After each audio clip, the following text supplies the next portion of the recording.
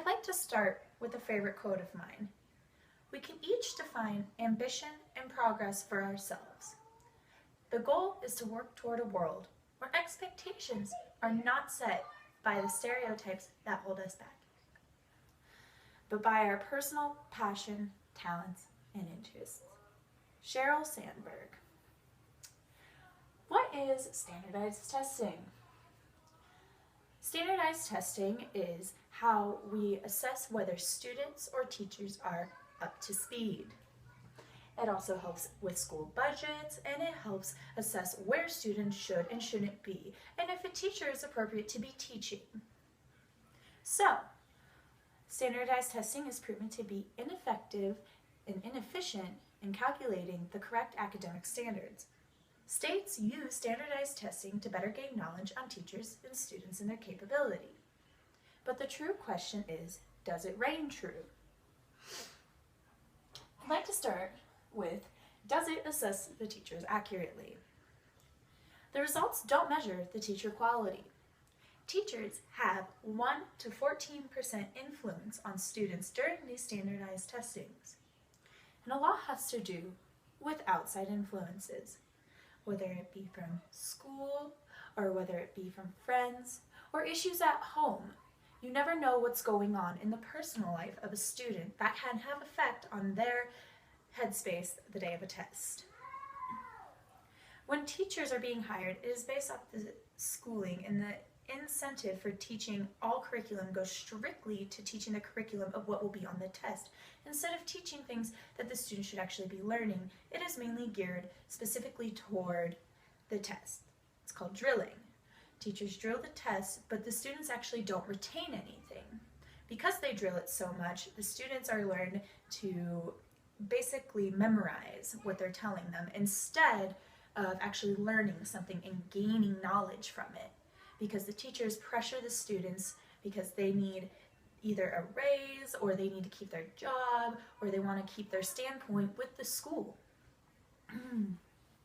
Test results themselves are unreliable, so the reliability to properly assess a teacher is not there.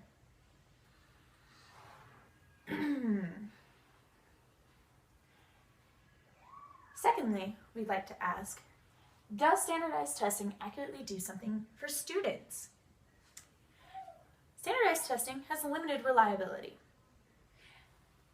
As something from John Gabriel said in a statement, it does not seem like you get these skills for free in the way that you might hope, just by doing a lot of studying and being a good student. What improving scores does do, Gabriel says, is raise students' crystallized intelligence, the ability to assess information from long-term memory to use acquired knowledge and skills. Over-testing can put a massive stressor on students. This stressor causes students to break down, makes them cry, makes them vomit. Another statistic I'd like to share with you is standardized tests are an unreliable measure of student performance. A study in 2001 published by the Brookings Institution found that 50 to 80% of year-over-year test scores improvements were temporary and caused by fluctuations that had nothing to do with long-term changes in learning.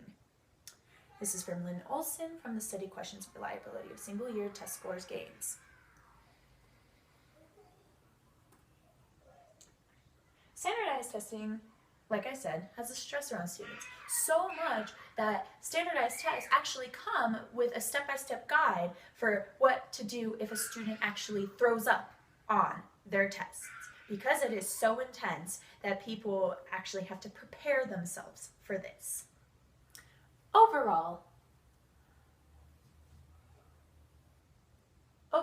standardized testing is not a proper way to measure not only the teachers but the students' capability or qualifications.